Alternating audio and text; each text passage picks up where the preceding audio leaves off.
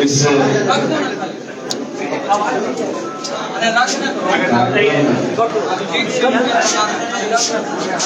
जिसका आयोजन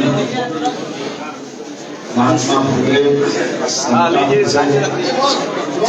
जिला इकाई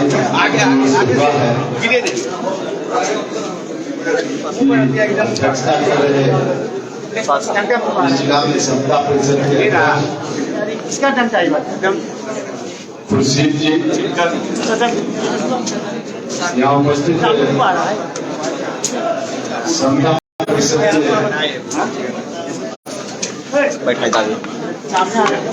संरक्षकों में से एक पूर्व विधायक श्री रमेश कुशवाहा जी, पूर्व विधायक माननीय डॉक्टर रणविजय सिंह जी,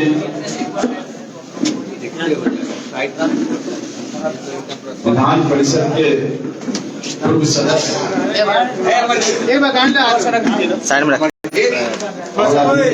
इन्होंने अपना एक संक्षिप्त संस्मरण सुनाया। जगदेव बाबू के जीवन काल में अफगान के साथ कदम से कदम मिलाकर उस वक्त चलने वाले और बाद में पूरे बिहार में जगदेव बाबू के विचारों के प्रचार प्रसार के लिए अपना जीवन खपाने वाले आदरणीय श्री सीपी सिन्हा साहब यहाँ उपस्थित है। जितेंद्र नाथ जी जो जनता दल यूनाइटेड के प्रदेश के उपाध्यक्ष हैं, महात्मा फुले समता परिषद के बिहार के कार्यकारी अध्यक्ष साथी हिमांशु पटेल जी, प्रधान महासचिव सुभाष चंद्रवंशी जी, साथी संजीव राम जी, परवेज कमान जी, उर्मिला पटेल जी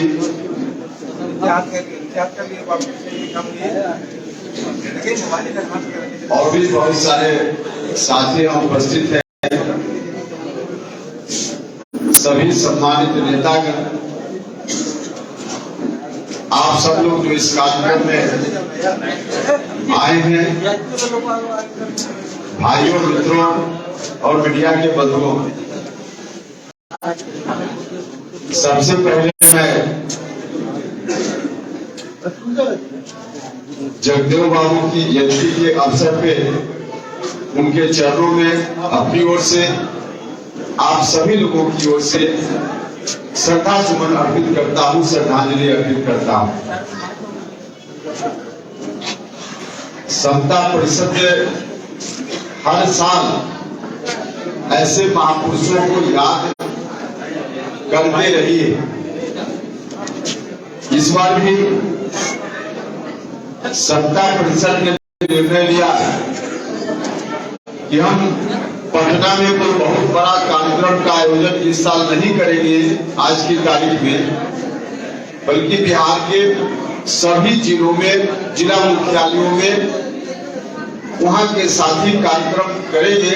अलग अलग सभी जिलों में जयंती मनाई जाएगी जगदेव बाबू की बिहार के सभी जिलों में, और उस कार्यक्रम के अनुसार आज बिहार के सभी 38 जिलों में समता परिषद की ओर से वहां के साथी जगदेव बाबू को याद कर रहे हैं। और इसी क्रम में पटना जिला, पटना महानगर के साथियों ने इस कार्यक्रम का आयोजन किया है और हम सब लोग इस कार्यक्रम में उपस्थित हुए हैं। भाइयों और मित्रों, इस कार्यक्रम में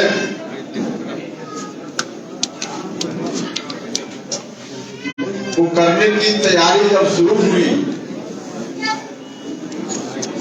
पता नहीं किस कारण से इस कार्यक्रम को भी रोकने का प्रयास हुआ।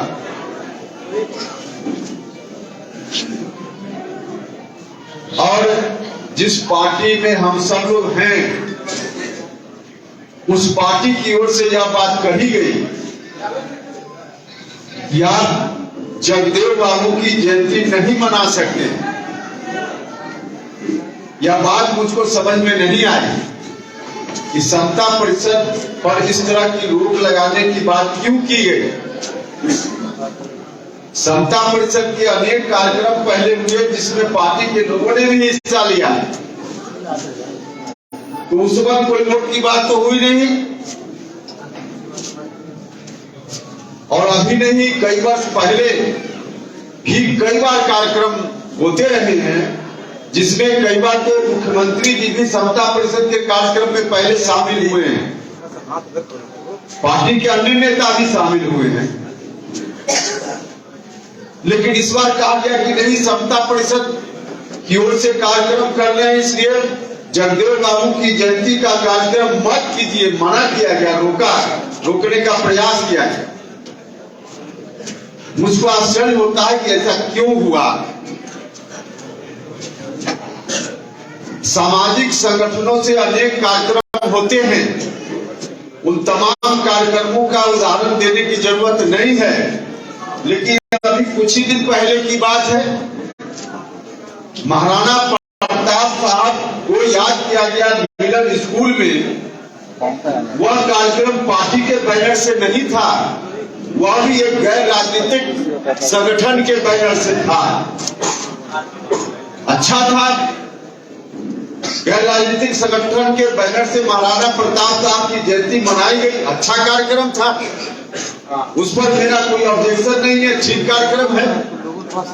तो उस तरह से जब और संगठनों के माध्यम से कार्यक्रम दूसरे हो ही रहे हैं, और पहले समता परिषद के कार्यक्रम में माननीय मुख्यमंत्री जी सहित कई नेता शामिल होते भी रहे हैं, तो जगदेव बाबू की जयंती मनाने पर रोक लगाने की बात ये कहां तक उचित है, कहां तक न्यायपूर्ण है, यह बात मुझको समझ में नहीं आई।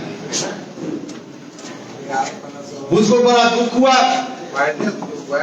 एक तरफ हम जनता दल की मजबूती के लिए अभियान में लगे हुए हैं, और वही दूसरी ओर जनता दल यूनाइटेड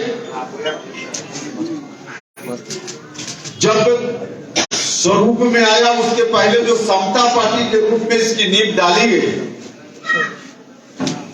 उस वक्त से जिस सामाजिक आधार को इकट्ठा करने का प्रयास हुआ, वह सामाजिक आधार जगदेव बाबू के विचारों के बगैर बन ही नहीं सकता, उसकी कल्पना नहीं की जा सकती। इनके विचारों के इर्द गिर्द ही वह आधार उस वक्त भी बनाने का प्रयास हुआ, बना। तो जगदेव बाबू के विचारों के, इनके विचारों से अलग उस तरह के आधार के निर्माण की बात की ही नहीं जा सकती।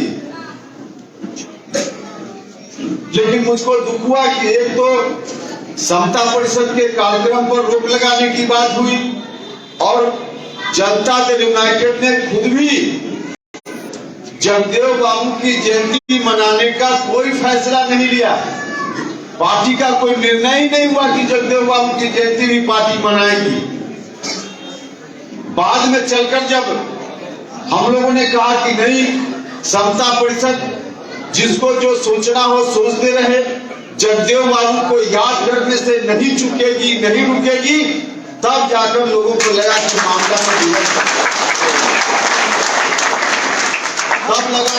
बिगड़ सकता है। और फिर अभी से 2-4 दिन पहले जनता दल यूनाइटेड की ओर से यह फैसला हुआ कि जगदेव बाबू की जयंती के अवसर पर पार्टी भी कार्यक्रम करेगी। भाइयों और मित्रों, एक तरफ पार्टी ने नहीं करने का फैसला लिया था, बाद में हम लोगों ये कार्यक्रम को देखकर फैसला हुआ।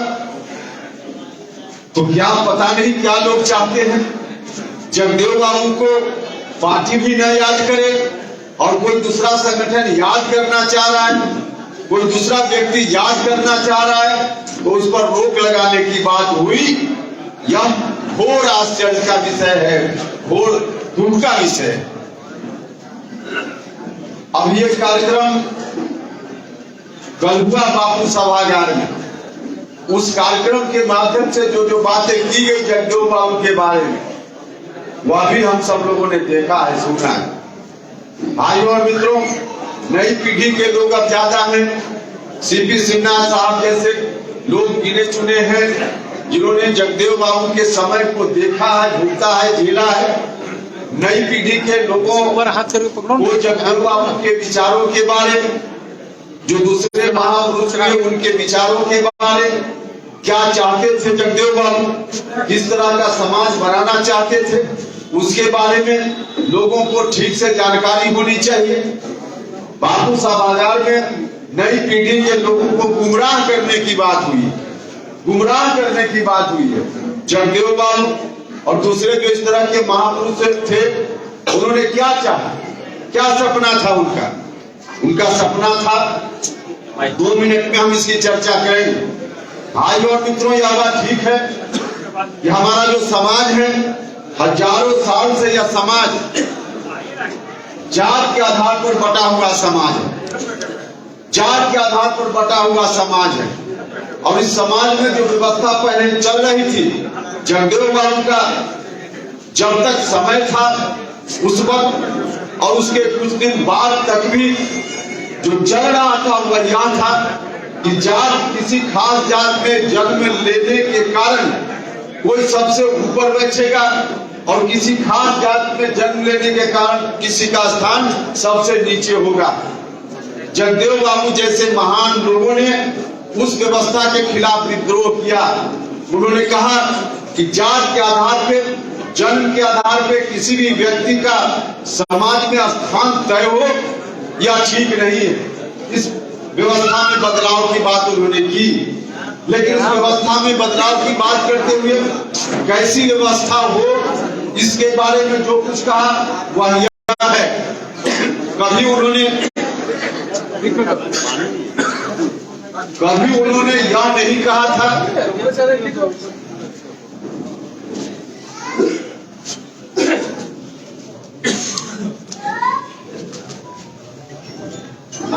नया समाज कैसा बने, उसके बारे में बोलते हुए कभी उन्होंने नहीं कहा कि समाज में जो व्यवस्था ऊपर से नीचे की ओर है, कोई सबसे नीचे जन्म के आधार पे, कोई उसके ऊपर, कोई उसके ऊपर, कोई सबके ऊपर, इस व्यवस्था को उलट देने की बात उन्होंने कभी नहीं कही थी। इस व्यवस्था को उलटकर जो नीचे है उसको ऊपर बैठा दीजिए, ऊपर वाला को नीचे बैठा दीजिए, इस तरह की व्यवस्था की बात उन्होंने नहीं कही थी। उन्होंने कहा था कि जो व्यवस्था है ऊपर से नीचे की ओर, उदाहरण देते थे, डॉक्टर भैया बताते थे, हाथ की उंगली दिखाकर बताते थे। यह जो हाथ की उंगली है, जब हम इसको इस रूप में रखते हैं तो कोई सबसे ऊपर है, कोई बीच में है, कोई नीचे है। परिवर्तन का मतलब यह नहीं कि इसकी जगह हम ऐसे उलट दें, ऊपर वाला नीचे, नीचे वाला ऊपर चला जाए। परिवर्तन का यह मतलब उन्होंने नहीं कहा था। उन्होंने कहा यह व्यवस्था अच्छी नहीं है, जन्म के आधार पर कोई यहाँ बैठ जाए, कोई नीचे बैठे, यह तो ठीक नहीं है। लेकिन उलट व्यवस्था भी ठीक नहीं है। कौन सी व्यवस्था ठीक है? व्यवस्था वह ठीक है जो सीधे इस तरह से ना रहे, बल्कि हम लोग जो यहाँ बैठे हुए हैं पंक्ति में, सब लोग कोई एक दूसरे के ऊपर नहीं बैठा है। नौजवान मित्रों, उदाहरण समझ सकते हैं आप, कोई एक दूसरे के ऊपर नहीं बैठा है। हम सब लोग एक दूसरे के बगल में बैठे हुए हैं। ऊपर वाला नीचे, नीचे वाला ऊपर नहीं, बल्कि खड़ी रेखा को पड़ी रेखा कर दो, एक के बगल में सब एक बैठ जाएं। इस तरह की समाज बनाने की बात होनी चाहिए। एक के बगल में एक, कोई ऊपर नहीं, कोई नीचे, जन्म के आधार पर नहीं, एक के बगल में एक। बगल में कोई अति पिछड़ा दलित भी बैठे, कोई पिछड़ा भी बैठे, बाकी लोग भी बगल बगल में बैठे। ऐसा समाज उन्होंने बनाने का प्रयास किया, ऐसा समाज। लेकिन आज जिस तरह से बात की जा रही है और जो कुछ भी कहा गया, बापू सभागार में जो कहा गया, भाइयों और मित्रों, कहा गया कि 10 का शासन 90 पर नहीं चलेगा। ठीक है, जगदेव बाबू उस समय बोलते थे, लेकिन जगदेव बाबू जब बोलते थे उस वक्त और आज में काफी फर्क है, काफी फर्क है। उस समय जो शोषण की बात जगदेव बाबू करते थे, 10% लोगों के बारे में कहते थे कि शोषक लोग हैं। निश्चित रूप से आज भी शोषण हो रहा है, लेकिन जो शोषण करने वाले शोषक हैं आज बदल गए हैं, आज बदल गए हैं। जगदेव बाबू के बाद शासन आज कितना दिन हुआ? 15 साल पहले आरजेडी का, उसके बाद अभी 17 साल। इन 35 वर्षों में किसका शासन है? आज कौन शासन में बैठा हुआ है? जगदेव बाबू ने या उस समय के लोगों ने जो छीनकर सत्ता वहां से लाई, सत्ता कहां सिमट कर रह गई है, सत्ता कहां लिपट कर रह गई है?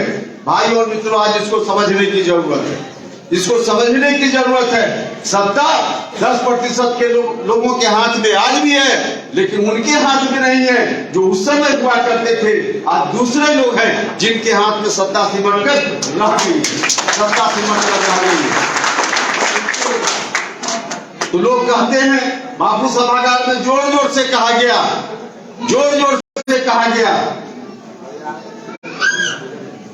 कि जो 90% लोग हैं उनकी भागीदारी, 90% की भागीदारी आज कौन खा रहा है? 35 वर्षों में किसके हाथ में हुआ भागीदारी चली गई? 35 वर्षों में जिसके हाथ में चली गई, बिहार के लोग देख रहे हैं, देश के लोग देख रहे हैं। जगदेव बाबू जैसे लोगों ने जद्दोजहद करके, संघर्ष करके जो सत्ता वहां से छीन कर लाने का काम किया था, उनकी कल्पना थी कि सत्ता वहां से लाएंगे तो सत्ता नीचे तक, गरीब लोगों तक, समाज के अंतिम व्यक्ति तक पहुंचने का काम। लेकिन आज कहां चला है? जो जोर जोर से कहते, जोर जोर से कहते हैं। भाइयों और मित्रों, मैं पूछना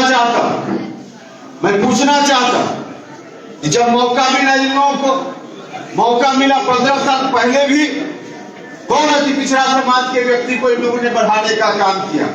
किस अति पिछड़ा दलित समाज के व्यक्ति को इन्होंने सत्ता में मजबूत हिस्सेदारी देने का काम किया? सत्ता सिर्फ उन लोगों के लिए नहीं मिला था, एक परिवार के लिए सत्ता का हस्तांतरण नहीं हुआ था। सत्ता का हस्तांतरण इसलिए हुआ था कि गांव में बैठा हुआ गरीब आदमी भी सत्ता को महसूस करने का काम करे। लेकिन एक परिवार तक सत्ता को सिमटाने का काम हुआ उन्होंने। और आज वही लोग बापू सभागार में जोर जोर से कहते हैं, जोर जोर से कहते हैं, चिंता मत कीजिए, चिंता मत कीजिए, ताकत देने का काम कीजिए। राष्ट्रीय जनता दल आपकी चिंता करेगा। राष्ट्रीय जनता दल ने कभी चिंता करने का काम नहीं किया। हम तो अपनी पार्टी को कमजोर होते हुए देखते हैं। भाइयों और मित्रों, वह जो व्यवस्था थी, जिस व्यवस्था में एक परिवार तक सत्ता सिमट गई, उसी व्यवस्था के खिलाफ हमारी पार्टी का जन्म हुआ। लेकिन हमारी पार्टी भी अब उसी ओर देखने लगी है, और जब से उस ओर देखने लगी है तो स्वाभाविक रूप से जिन लोगों ने समता पार्टी के दौरान और बाद में जनता दल यूनाइटेड के दौरान जिन लोगों ने ताकत दी, आदरणीय नेता नीतीश कुमार जी को ताकत दी, आज सब लोग सहमे हुए, सब लोग परेशानी महसूस कर रहे हैं। तो आज इस तरह की स्थिति है। हम अपनी पार्टी, ऐसी स्थिति में लोग अब पार्टी से आकर्षण क्या विकर्षण की स्थिति हो रही है। इसलिए हमने बार बार कहा है, और हमारी पार्टी में भी जो स्थिति है, 2005 में पार्टी सत्ता में आई और तब से लेकर अब तक अति पिछड़ा समाज में किसी व्यक्ति को लीडर के रूप में नहीं, आज हम लोग देख रहे हैं किसी जगह पे कोई लीडर के रूप में अति पिछड़ा समाज का कोई व्यक्ति हमारी पार्टी में भी हो, यह स्थिति नहीं बनाई। कोई दलित समाज का कोई व्यक्ति हो, यह स्थिति नहीं बनाई, नहीं बनाई। तो भाई और मित्रों, उस वक्त का जगदेव बाबू जब थे, उस वक्त टारगेट था, आज का टारगेट अलग है। इस बात को स्वीकार करने का काम करना चाहिए। कभी त्रिवेणी संघ भी बना था, त्रिवेणी संघ भी बना था।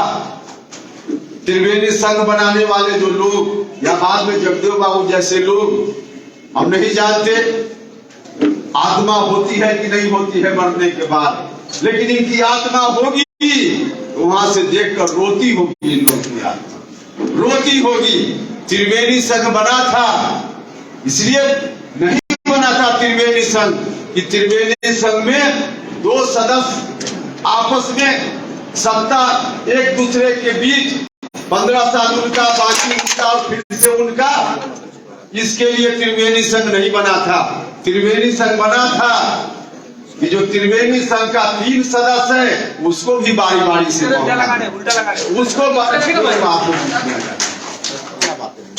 उसको भी मौका मिले, लेकिन मौका देने की बात नहीं है। आज नीतीश कुमार जी जब इस स्थिति में आए कि हम सब लोग मिलकर उनको ताकत देना चाहते हैं, आज भी ताकत देना चाहते हैं, लेकिन जिस तरह से बात हो रही है हम लोग सशंकित हो रहे हैं और इसलिए बार बार कहते हैं कि क्या डील हुई आरजेडी से, जरा इसको बताने का काम किया जाए। आरजेडी के लोग लगातार बोल रहे हैं जो डील हुई है जल्दी हटिए अब कुर्सी से और राष्ट्रीय जनता दल को सौंपने का काम कीजिए। भाई और मित्रों, ऐसी स्थिति अगर रहेगी तो जगदेव बाबू का सपना साकार नहीं हो सकता, नहीं हो सकता। हम चाहते हैं जगदेव बाबू का सपना साकार हो, सब लोगों को हिस्सेदारी मिले। कोई एक बार हो जाए तो 15 साल, कोई हो जाए तो 20 साल, ठीक है। जनता ने जब तक आशीर्वाद दिया होइए, उसमें क्या दिक्कत है। जनता जब तक आशीर्वाद दे, जनता ने आशीर्वाद दिया तो 15 साल तक पहले रहे। जनता ने आशीर्वाद खींच लिया तो जहां आशीर्वाद दिया नीतीश कुमार जी के साथ जनता का आशीर्वाद है, लेकिन जनता का आशीर्वाद जिस काम के लिए है उसी काम को करने का काम करना चाहिए। जनता ने आशीर्वाद दिया, जो गरीब गुरबा लोग हैं, अति पिछड़ा समाज के लोग हैं, जिन लोगों ने ताकत दी समय समय पर, जो लघु समाज के लोग हैं, जो दलित महादलित समाज के लोग हैं, जो अल्पसंख्यक समाज के लोग हैं, या अन्य जाति के भी जो सामाजिक न्याय पसंद लोग हैं, उनके भी सत्ता का विकेंद्रीकरण हो, सत्ता उनकी भी जाए, आर्थिक संपन्नता उनकी भी हो, समृद्धि उनके यहाँ भी आए, इज्जत और रोटी उन लोगों को भी मयस्सर हो, इसके लिए देने का काम किया। इसके लिए जनता ने आशीर्वाद दिया, लेकिन जनता ने आशीर्वाद दिया कुछ और अंदर जो खबर आ रही है डील हुई कुछ। और ऐसा हम इसलिए करें कि अगर लगातार आरजेडी के लोग बोलेंगे कि डील हुई है और हमारी ओर से जो हमारे नेता हैं नीतीश कुमार जी या पार्टी के राष्ट्रीय अध्यक्ष चुप रहेंगे, तो उसका भी अर्थ निकाला जाएगा कि शायद वास्तव में कोई डील हुई है क्या, वास्तव में कोई डील हुई है क्या।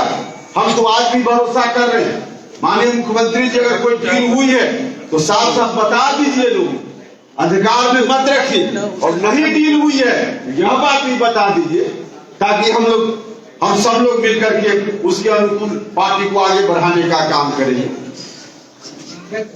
लेकिन जब तक स्थिति स्पष्ट नहीं होती है तब तक इस तरह का वातावरण रहेगा, और इस तरह का वातावरण रहेगा तो जो औजार हमारे पास है पार्टी का अस्त्र, पार्टी एक अस्त्र के रूप में काम करती है, इस अस्त्र का इस्तेमाल हम नहीं कर पाएंगे। पार्टी जिस रूप में हम लोग आगे बढ़ाना चाहते हैं उस रूप में पार्टी नहीं बढ़ पाएगी। इसलिए आपसे आग्रह, बार बार आग्रह है कि अभी भी मौका है, अभी भी मौका है, इसको ठीक ठाक किया जा सकता है। ठीक ठाक करेंगे मजबूती से। यह जो पार्टी है हमारी करोड़ों लोगों के अरमानों की पार्टी है। जगदेव बाबू जैसे जो महान पुरुष हमारे बीच हुए, जन्ना कर्पूरी ठाकुर जी हुए, और भी लोग हुए, उनके अरमानों की पार्टी है।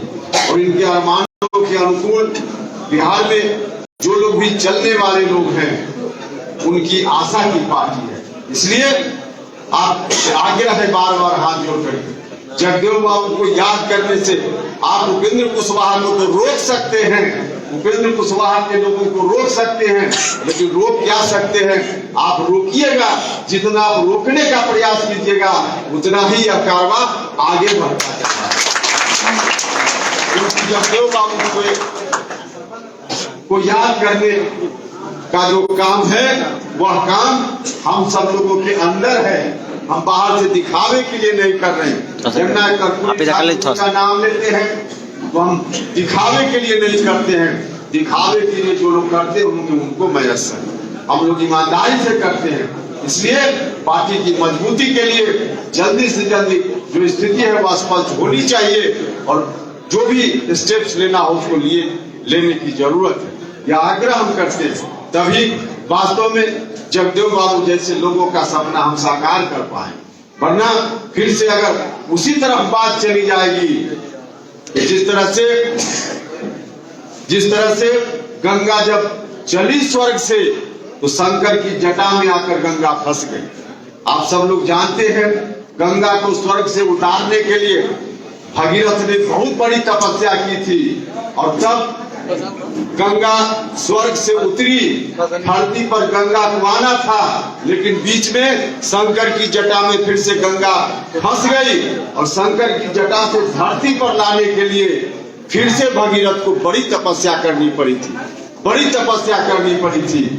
तो सत्ता उस वक्त, जो 10% की बात लोग करते हैं जगदेव बाबू का नाम लेकर के, सत्ता उस वक्त अभी से 30 साल 35 साल पहले सत्ता तो वहां से स्वर्ग से उतरकर आ गई, लेकिन शंकर की जटा में फंसाने का काम मुख्यमंत्री जी मत कीजिए। शंकर की जटा में अगर सत्ता फंस जाएगी तो लोगों को न्याय नहीं मिलेगा। जब तक आप सरकार में है, मुख्यमंत्री है, वो अच्छा लग रहा था, लोग अच्छा लग रहा है, आदमी लोगों को अच्छा लग रहा है, आप